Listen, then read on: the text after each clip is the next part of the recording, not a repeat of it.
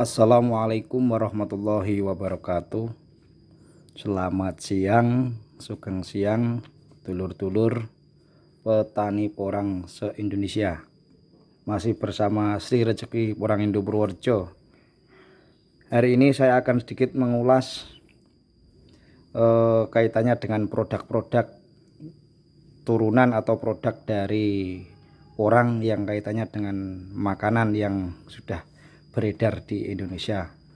Salah satunya adalah makanan yang diproduksi oleh salah satu pabrik di Indonesia, yaitu oleh PT Ambiko Pasuruan, Jawa Timur. Nah, yang menjadi pertanyaan dari saya akhir-akhir ini, tahun 2020 akhir ini, benarkah porang itu dijadikan makanan, termasuk mie shirataki, termasuk jelly ataupun lainnya? Namun yang paling nyata adalah sejenis mie ataupun jelly yang ada di Indonesia. Saya kemarin menyempatkan beli yang pertama, ini jenis mie yang agak besar. Kemudian ini beras udah masak, udah matang, ini tinggal masak sedikit lagi. Kemudian ini mie yang kecil seperti bihun. Kemudian ini mie yang sedang. Jadi ini lembut, kecil-kecil. Ini yang sedang, ini yang mie besar atau tebal-tebal atau ini. Karena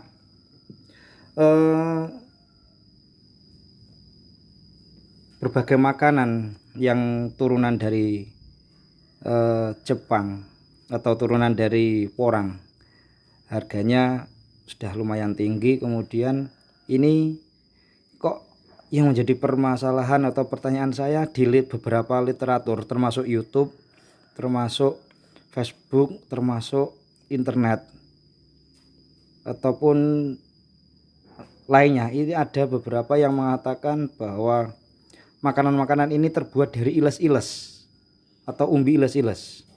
Nah, yang memperkuat ini adalah salah satunya adalah ini, konnyaku.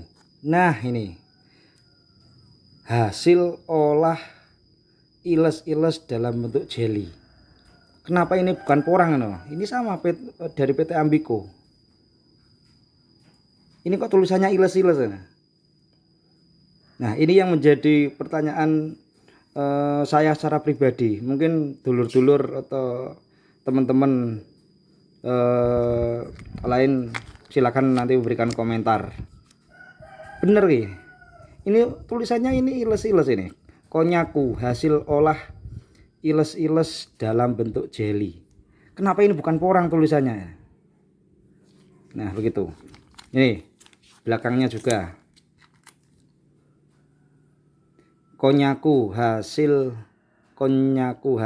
olah umbi iles-iles, komposisi air, tepung, iles-iles, pengatur keasaman. Nah, ini kalau di banyak orang yang berada di beberapa literatur media, ini dari porang, tapi kenapa ini tulisannya dari umbi iles-iles ini?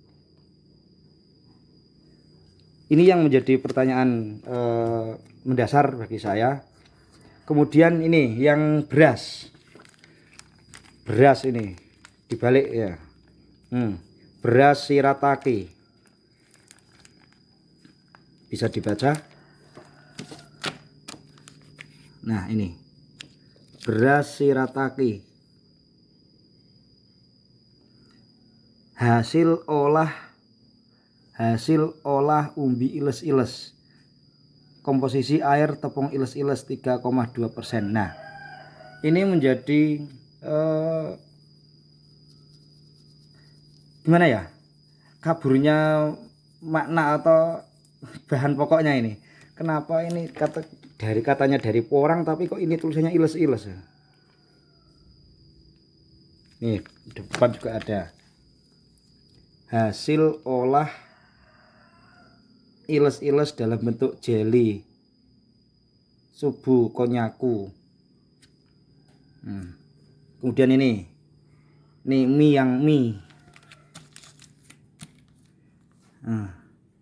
Sama. Ini juga.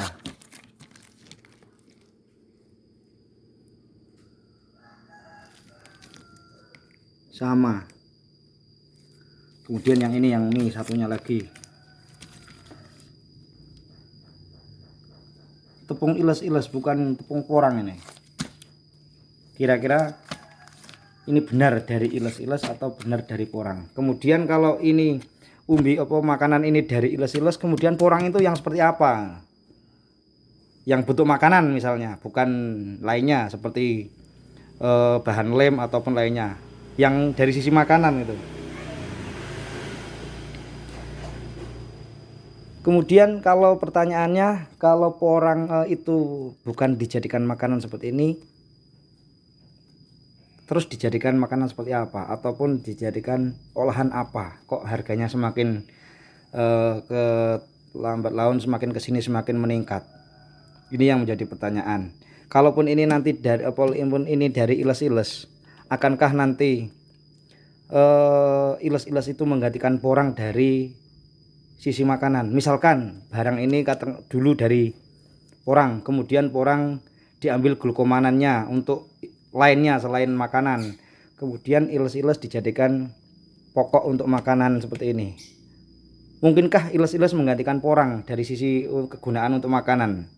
Nah, ini yang menjadi pertanyaan-pertanyaan mendasar bagi saya. Logikanya ketika di situ porang dijadikan bahan bukan untuk makanan, katakanlah diambil glukomanannya untuk industri murni bukan untuk makanan, kemudian permintaan semakin banyak, berarti umbi iles-iles untuk dijadikan makanan ini akan semakin laku. Artinya harga semakin baik, semakin representatif karena banyaknya permintaan umbi iles-iles untuk makanan. Itu yang menjadi pemikiran saya. Kemudian ketika permintaan semakin meningkat, otomatis harga iles-iles juga akan semakin bagus. Katakanlah tahun 2020 ini iles-iles basah itu kemarin ada yang sempat di 2000, bahkan ada yang lebih per kilogram. Kemudian untuk kering itu ada yang 13, ada yang 15, ada yang 16. Prediksi saya tahun depan iles-iles harganya semakin meningkat. Karena satu alasannya, ketika porang dijadikan bukan sekedar makanan untuk industri murni, berarti bahan makanannya untuk bahan makanan dari sisi kuota semakin menipis. Kemudian ketika kuota menipis diambilkan untuk makanan yang dari iles-iles, berarti iles-iles menggantikan porang yang dari sisi untuk makanan. Makanya kemungkinan besar iles-iles harganya akan meningkat. Kira-kira seperti itu, dulur-dulur. Gimana ini? Silakan jenengan sedaya, sampean-sampean semua yang punya pandangan ataupun punya pemikiran, silahkan berikan komentar di kolom komentar. Kita diskusi secara terbuka saja, karena ini saya juga masih prediksi atau gerambiang-gerambiang, karena terus terang saya belum pernah sampai PT Ambiko. Saya belum pernah melihat apakah benar barang-barang ini terbuat dari porang atau dari umbi iles-iles, karena tulisannya di sini iles-iles, jelas ini hasil olah iles-iles dalam bentuk butiran jelly, bukan porang.